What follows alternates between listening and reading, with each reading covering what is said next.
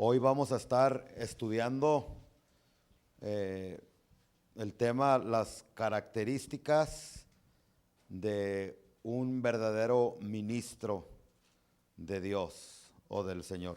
Amén. Cuando lo tenga, indíquelo con un amén. Amén. Ok, ya lo tienen todos. Muy bien, mire, dice así, comenzando desde el versículo 1, dice: así pues, nosotros como colaboradores suyos, os exhortamos también a que no recibáis en vano la gracia de Dios. Porque dice: en tiempo aceptable te he oído y en día de salvación te he socorrido. He aquí ahora el tiempo aceptable, he aquí ahora el día de salvación. Entonces, Dios, a través del apóstol Pablo, le está hablando a los siervos, a los ministros de Dios. Un ministro no es solamente alguien que pasa aquí a predicar, o que tiene la asignación de pastor, o de evangelista, o de maestro, o de líder de iglesia, o de anciano. No, un ministro es toda aquella persona que se ha arrepentido de sus pecados, que ha venido a Cristo, que ha sido salvo. Si esa persona eres tú eres un ministro del Señor. ¿Por qué? Porque ahora tú tienes la responsabilidad de ministrar la palabra de Dios a las personas que están a tu alrededor. Por eso les digo que un ministro o un siervo de Dios no solamente es alguien que está aquí detrás de un púlpito. Somos todos aquellos que hemos sido lavados con la sangre preciosa de Cristo Jesús. ¿Cuántos de ustedes han sido lavados por la sangre preciosa de Jesús?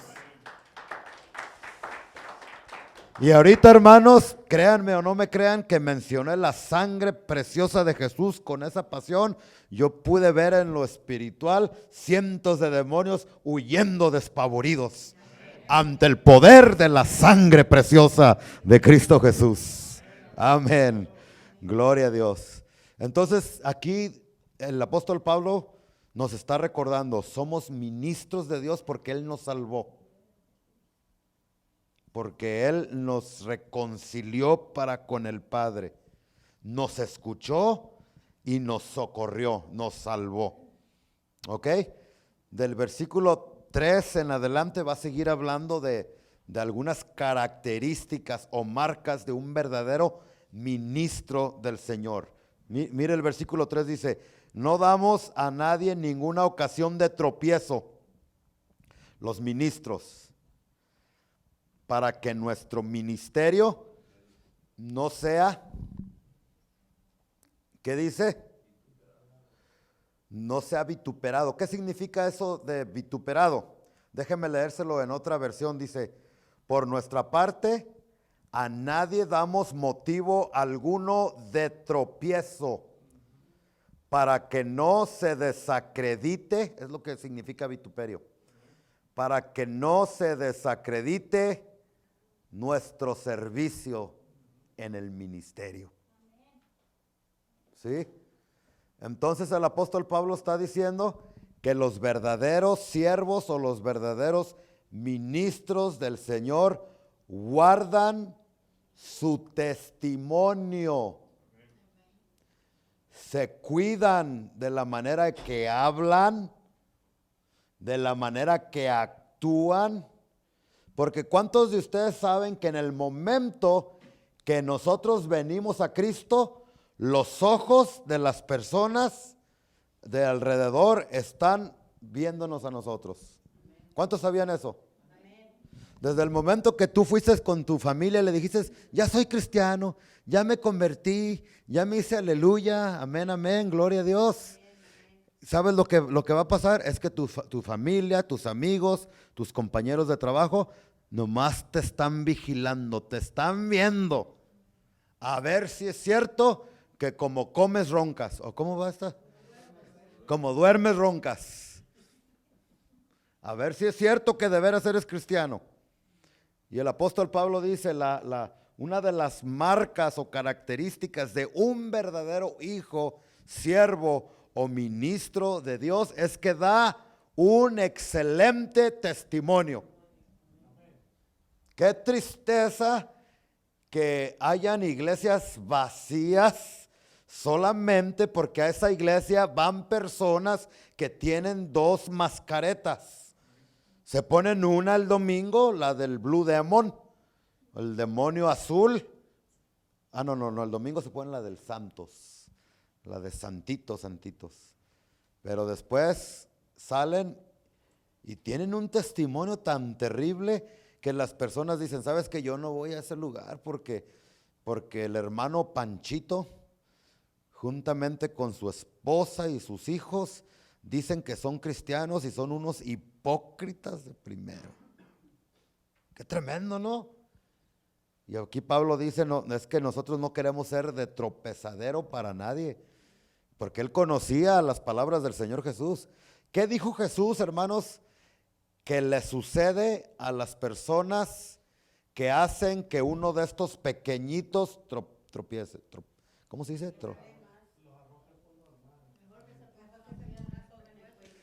Si saben, ¿verdad? Que es mejor que se pongan una piedra de molino en el cuello y se avienten al mar. Es mejor que nunca hubieran nacido, comparado al castigo que van a recibir por hacer que uno de estos pequeñitos tropiecen. Y allí se está refiriendo, en primer lugar, a los padres que tengan mucho cuidado de la manera que actúan en la casa, porque tú puedes estar ahí con tu esposa discutiendo, peleándote, puedes estar haciendo cosas que tú sabes que no debes de hacer, pero ¿quiénes son los que están mirándote todo el tiempo? Los niños. Y yo he conocido muchos niños en la iglesia que crecieron grandes y ya no vienen a la iglesia. Y cuando yo he hablado con ellos, oye, mi hijo, ¿y por qué ya no viene a la iglesia? Hija, ¿y por qué ya no viene a la iglesia? Y la razón principal es por lo que vieron en casa con papá y mamá. Uno de ellos me decía, es que papá y mamá eran una cosa en la iglesia, pero cuando llegaban a la casa, y son de tropezadero para esos niños, Dios le dice a ese papá y a esa mamá, si tú todavía estás haciendo esas cosas con tus hijos, stop it, párale ahí ya, párale, porque no sabes el daño que le estás haciendo a tus hijos. Y pueden pasar años y sin darte cuenta, puede pasar toda una vida y te la vas a pasar dando ese ejemplo y se pierden tus niños, se pierden tus niños. Es terrible, qué triste que muchos niños ya no quieran venir por la conducta de los papás. Y ya después los papás, por no aceptar su falta, ¿a quién le echan la culpa? Pues ya no quieren ir a la iglesia por la culpa del pastor. O por la culpa de los maestros o los líderes de la iglesia. Igualitos que Adán y Eva, echando culpas a diestra y a siniestra. No. Es más la culpabilidad de papá y mamá. Por eso si algún papá y alguna mamá me está escuchando ahorita y tú eres esa persona que les has dado un ejemplo terrible a tus hijos, todavía es tiempo de que te arrepientas y que hagas cambios. Y lo primero que puedes hacer es pedirle perdón a tus hijos. Yo sé que en mi rancho nos dicen que los papás no le piden perdón a los hijos, pero según la escritura, el que se humilla, Dios lo exalta. Y no le hace que sea tu hijo, que sea tu hija. ¿Sabe qué, hijo? ¿Sabe qué, hija? Yo el año pasado la regué, como decimos los mexicanos. La manché, como dicen allá en Colombia. Hice esto, dije esto que no debería de haberlo hecho. Perdóneme, hijo. Perdóneme, hija. Pero le prometo a usted, con la ayuda de Dios, que desde hoy en adelante su padre y su madre van a cambiar. Ni un amén. Esos calladitos aquí, calladitos. E hijos que me están escuchando, tampoco usen la terrible conducta de tu papá y de tu mamá para decir, ay, ya no quiero ir a la iglesia. Porque en el día que estés ante Dios cara a cara, allá en el cielo, escúchame, es que me fui de adúltera y me fui de tremenda o de tremendo, porque mi papá y mi mamá me dieron un mal ejemplo. Y Dios te va a decir, no, deje a sus papás a un lado, ahorita estamos hablando usted y yo. ¿Por qué no me fuiste fiel? ¿Por qué andabas poniendo esas cochinadas en el Instagram? ¿Por qué andabas dando ese mal ejemplo? ¿Por qué aquí en la iglesia una cosa y allá diciendo malas palabras y enseñando los calzones allá a los muchachos? Ay, pastor, ¿por qué habla así? Tengo que hablar así. Y no se rían porque esto no es ningún juego, estoy en serio. Entonces, dar buen ejemplo. Los ministros de Dios, los siervos de Dios, tenemos que dar un buen ejemplo, porque si hacemos que tropiecen nuestros hijos, es mejor que ni hubiéramos nacido en este mundo. Pero también se está refiriendo a dar testimonio de personas recién llegadas a Cristo, son niños en Cristo. No, es nuestra responsabilidad portarnos bien. Amén, hermanos. Yo les dije la otra vez, ¿no? Que un cuñado mío, se los vuelvo a repetir, porque es reciente esto, me dice, oye Rubén, yo pensaba que los cristianos no tomaban y no bailaban, pero mi consuegra, según dice que es cristiana, y la otra vez fuimos a una fiesta de cumpleaños, y andaba tome y tome juntamente con su esposo, y no es cristiano esta persona que me estaba diciendo. Ellos saben más que los de adentro, que los cristianos ahora, no es malo una copia, ay, no es malo. Y aquellos saben más, los de afuera. Y me decía, oye, y mis consuegros estaban tomando y estaban bailando y fumando y haciendo lo mismo que los de allá de los de afuera. Yo pensaba que los cristianos no actuaban así. Y yo dije, Dios mío, qué tristeza. Va a ser bien difícil que esta persona venga a la iglesia. ¿No les ha pasado a ustedes así? Que según muy cristianos algunos de ustedes, y después viene familia o amigos o lo que sea, y después te ven en las fiestas haciendo no sé qué tanto. Si tú eres esa persona, Dios dice, ¿sabes qué? Arrepiéntete, si no, es mejor que te pongas una piedra de molino en el pescuezo y te avientes al mar. Así de serio está la cosa.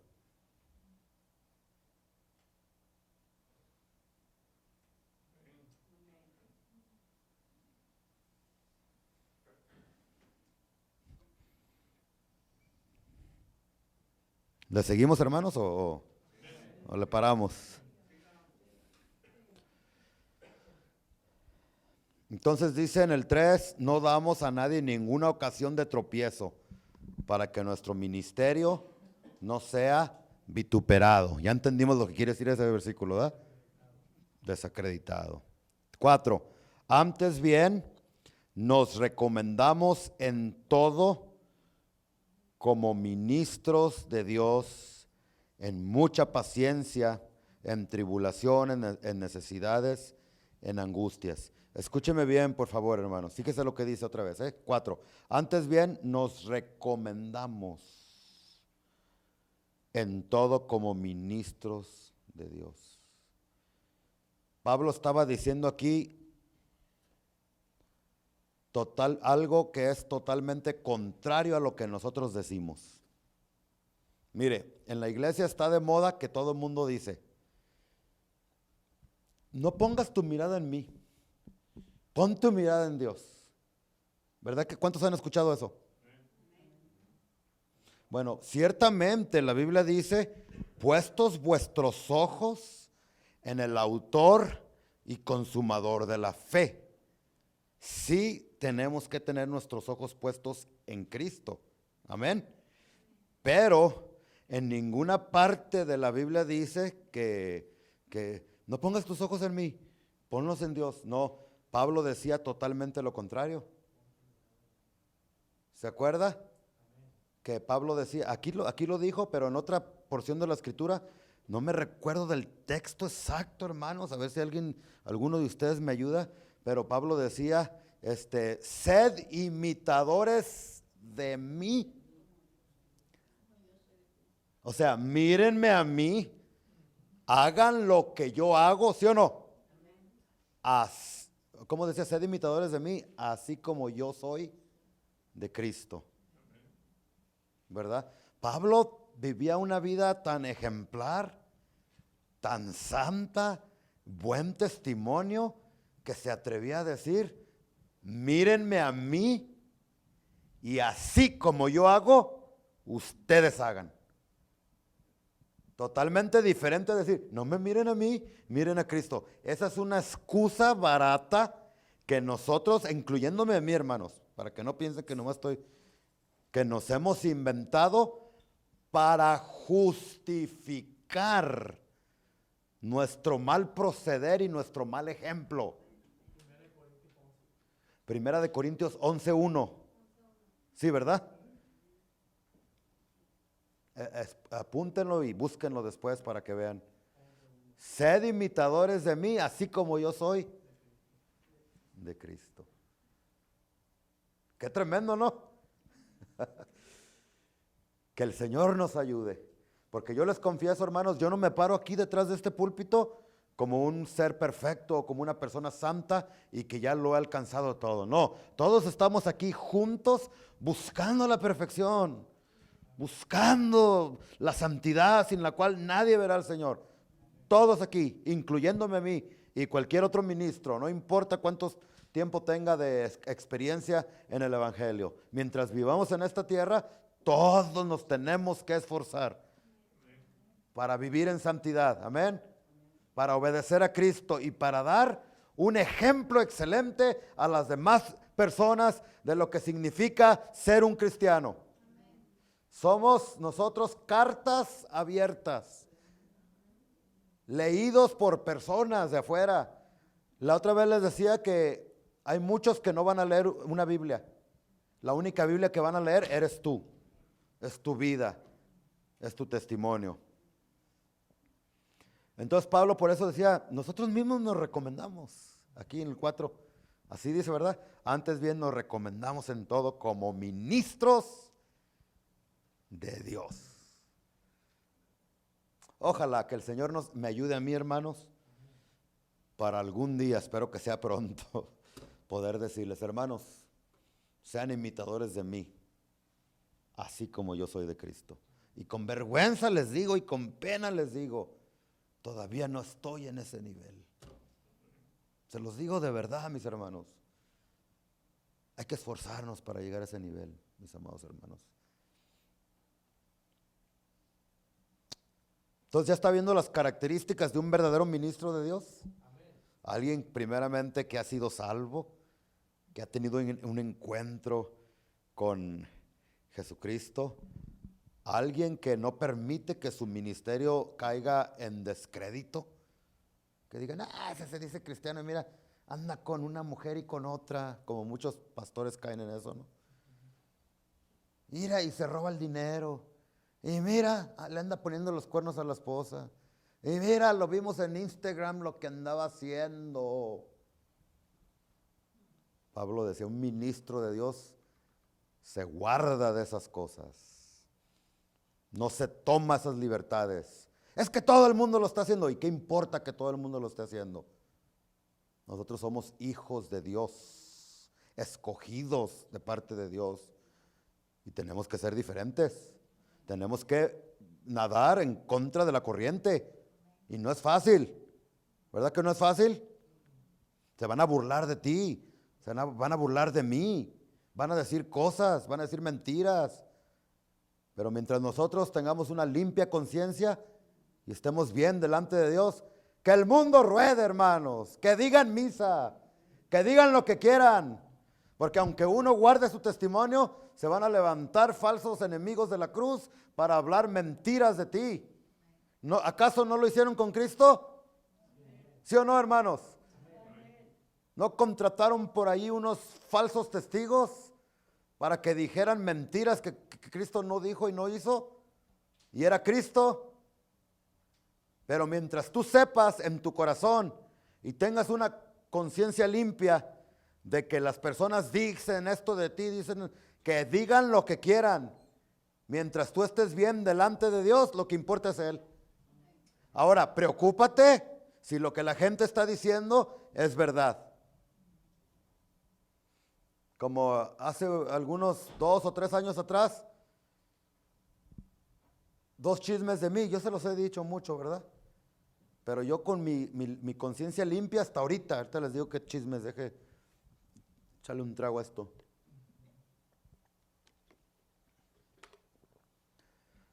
Primero, que yo era homosexual.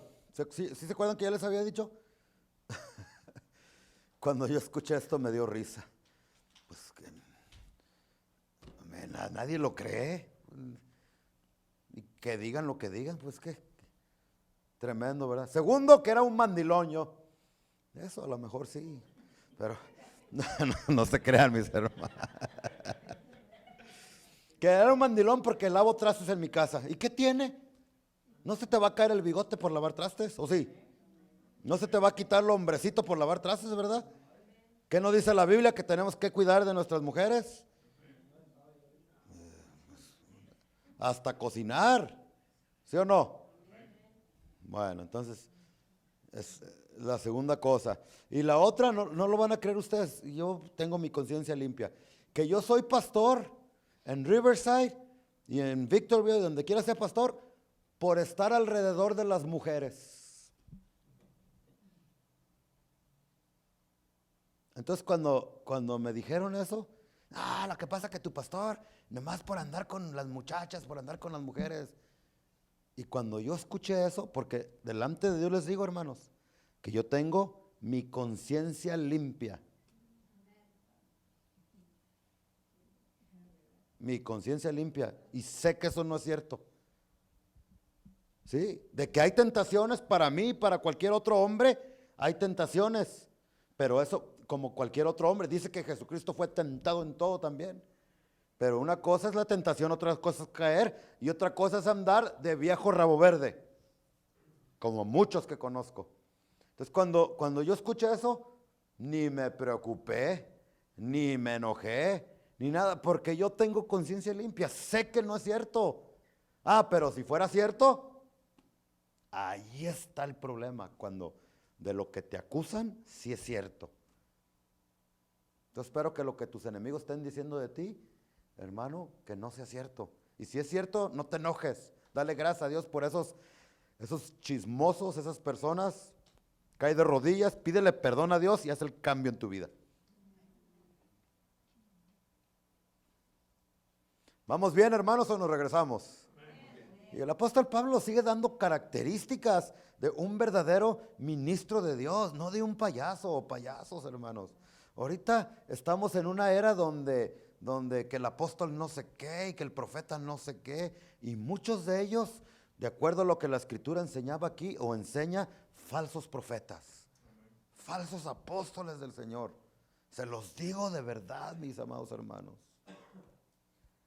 Y no podemos orar, no podemos ir en contra de la palabra, porque escuche, todo lo que está aquí profetizado, como yo he escuchado de personas que dicen, Señor, te pedimos, en el nombre de Jesús reprendemos al anticristo y que nunca aparezca en la tierra.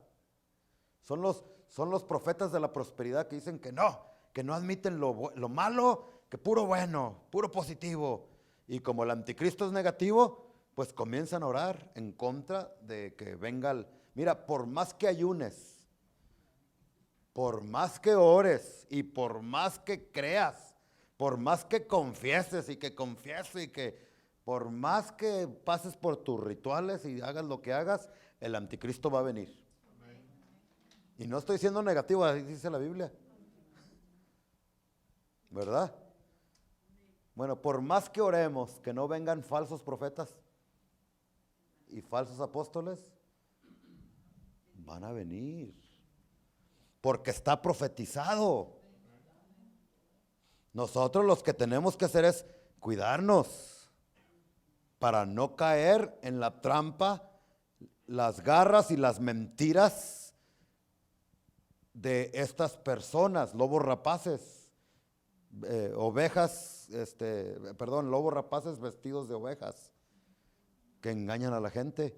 Hay otra profecía en la Biblia que dice que el amor de muchos se va a enfriar. Y por más que oremos, ay, que no se enfríe el amor entre los hermanos. Se va a enfriar. Tú preocúpate de que tú no seas la persona a la cual se le enfríe el amor. Porque si así es, caíste en problemas. Entonces, hay cosas, hermanos, que por más que oremos, van a suceder. Y aquí nos dice otra vez, en el 4 de las marcas, dice, nos recomendamos en todo como ministros de Dios. Y también dice otra marca, que los verdaderos ministros de Dios no van a vivir como se nos está tratando de enseñar los mismos falsos profetas, que dicen que un verdadero cristiano, un verdadero ministro de Dios no tiene que sufrir.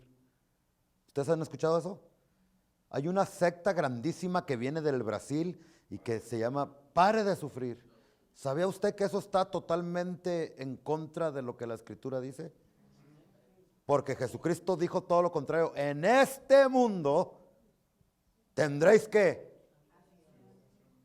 pero confiad. Yo he vencido. Y porque yo he vencido, nosotros también somos más que vencedores en Cristo Jesús. Pero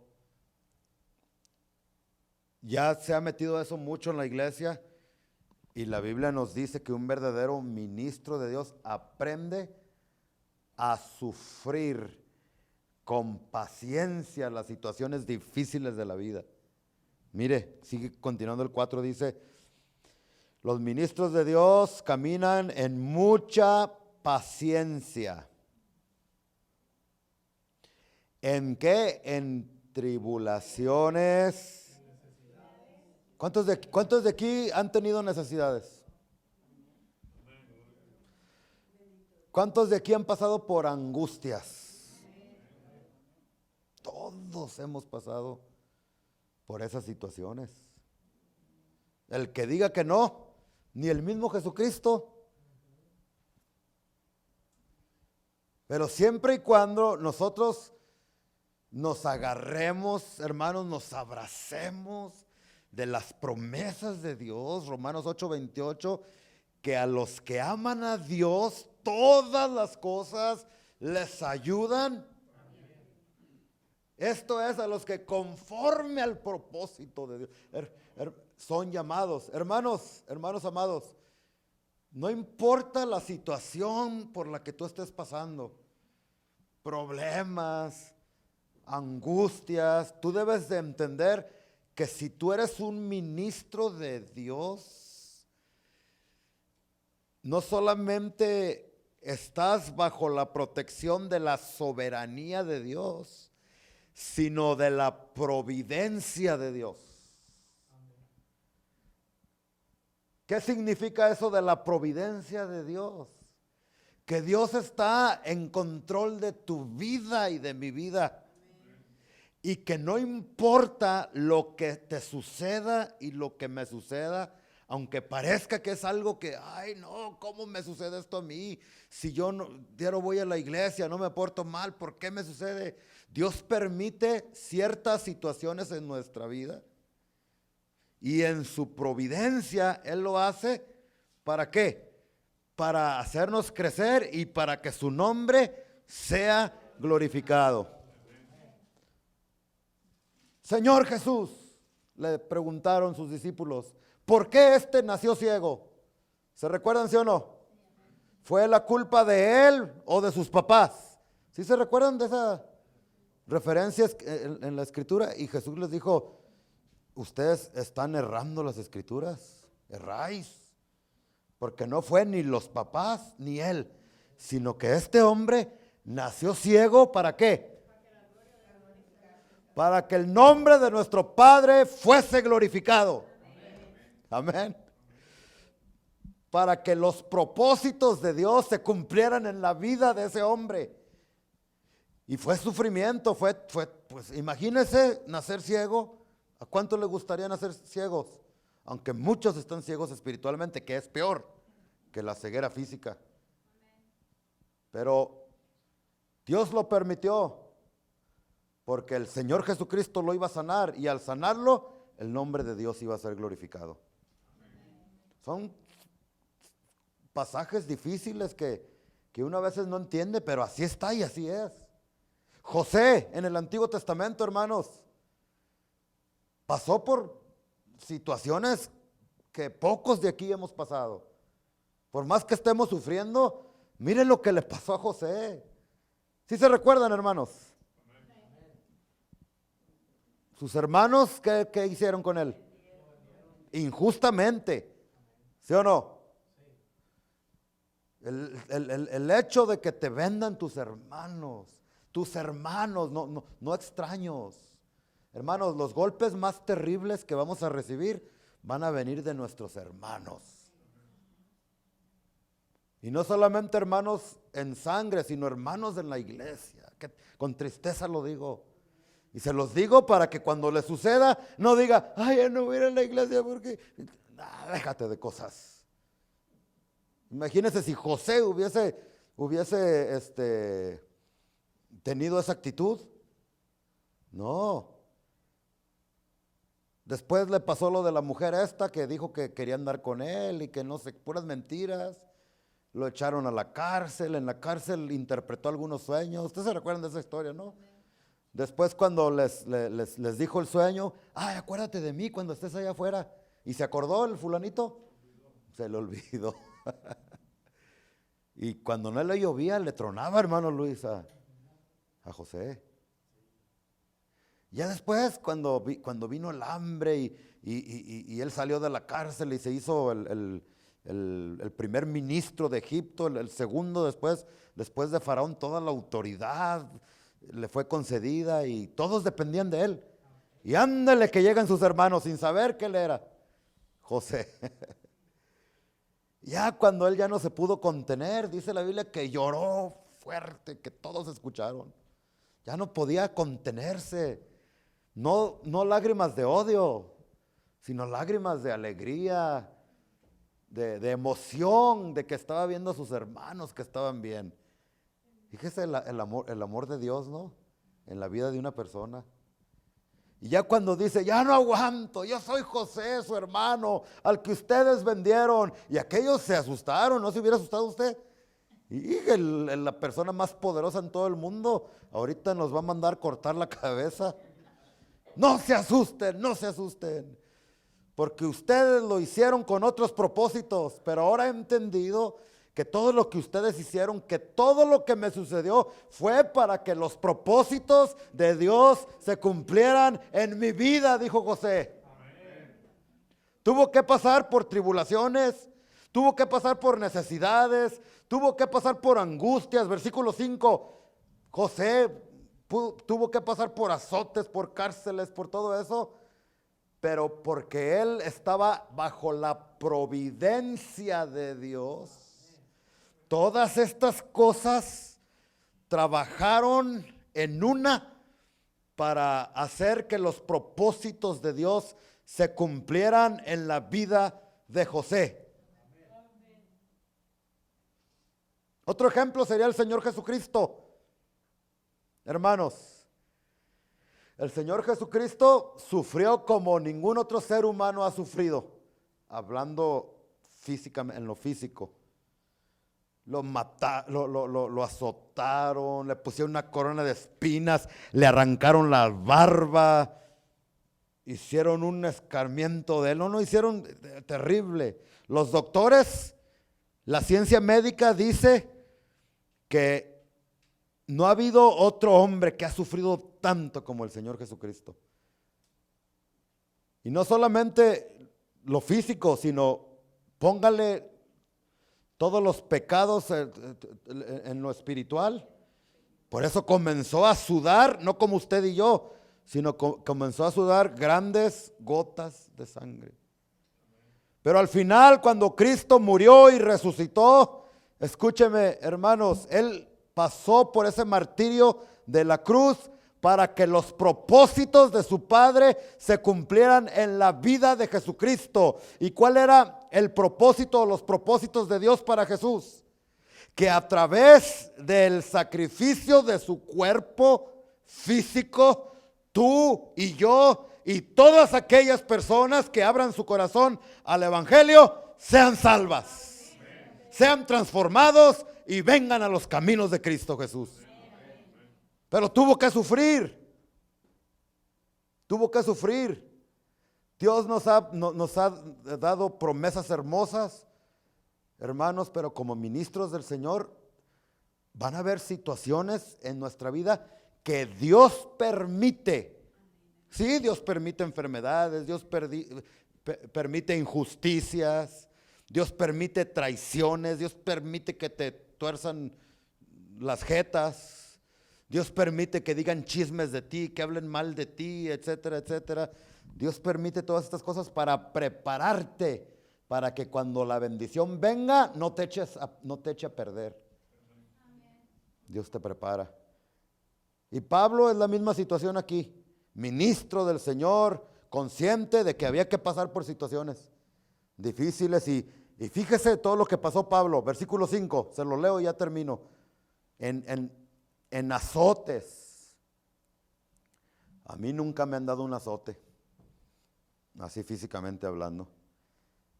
Debe ser terrible. Algunos de ustedes, sus papás se los agarraron a cintarazos y saben lo más. Y eso no es nada comparado a los látigos que usaban en aquellos tiempos, con huesitos como tipo cuchillos, hooks para jalarte todo. En tumultos, en trabajos, en desvelos, en ayunos. Aquí no eran ayunos voluntarios, eran ayunos forzados. No había que comer. Ustedes no me digan que no han tenido que comer porque se ven bien cachetoncitos. Amén. En pureza, en ciencia, bueno, ese es otro punto. Pero el apóstol Pablo pasó por todo eso para que los propósitos de Dios se cumplieran en su vida. Cuando nosotros entendemos estas verdades, hermanos, cuando nos pasen cosas, eso nos fortalece y nos ayuda a entender lo que es la providencia. O sea, que Dios tiene cuidado de su creación. Que no nomás nos creó, no nomás nos hizo y nos dejó allí. Ahí tú quédate como un perrito, como no. Pasan situaciones, pasan cosas, pero cada situación Dios la ha permitido con un fin, para llevarnos a una meta, a los propósitos que Él, y luego el salmista dice, los propósitos de Dios se cumplirán en mí. Pero no es fácil el asunto, no es fácil el asunto. La paz de Dios, hermanos, no significa que no vamos a tener problemas. La paz de Dios, porque muchos confunden, ¿no? Piensan que, yo quiero la paz de Dios, y piensan que la paz de Dios es todo tranquilito, todo. Una vez un rey hizo que algunos de sus súbditos dibujaran, que en un dibujo expresaran el significado de la paz bíblica. ¿Ok? Y ahí está el primero, y en su cuadro pinta una playa, una beach, y las palmas con cocos, todo bien tranquilito, y los pececitos nadando, el mar azul, transparente, las nubes, el sol, todo bien, día bien bonito. Y luego en una hamaca, así se dice, en una hamaca, ahí una persona dormido, así bien a gusto. Y se la presentó al rey. Esto es paz para mí. Ok, el siguiente, next. Y el otro pasa y comienza a dibujar, hermanos, un huracán, un tornado, un remolino, donde los árboles estaban volando, el mar embravecido, casi saliéndose de sus límites. Eso es terrible, ¿no? No había sol, había oscuridad, todo terrible, pero en medio del mar dibujó una barca y allí un señor dormido, bien a gusto. Y el rey dijo, este ganó, porque eso es lo que es paz. Paz no es ausencia de problemas, ni de tribulaciones, ni de situaciones difíciles. Paz, hermanos, es totalmente lo contrario, que en medio de las tribulaciones, en medio de la cárcel, en medio de las situaciones difíciles, tú puedes experimentar la paz de Dios en lo más profundo de tu corazón. Y aunque el mundo está rodando, y aunque el doctor te dijo esto, y aunque te vinieron a dar una mala noticia y esto y aquello, tú puedes descansar en los brazos de tu Padre Celestial, sabiendo que Él te va a guardar y que si Él cuida de los pájaros y Él cuida de los animalitos, también cuidará de ti y cuidará de mí. Amén, hermanos. Gloria a Dios. Bendito sea su nombre. Póngase de pie en esta hora.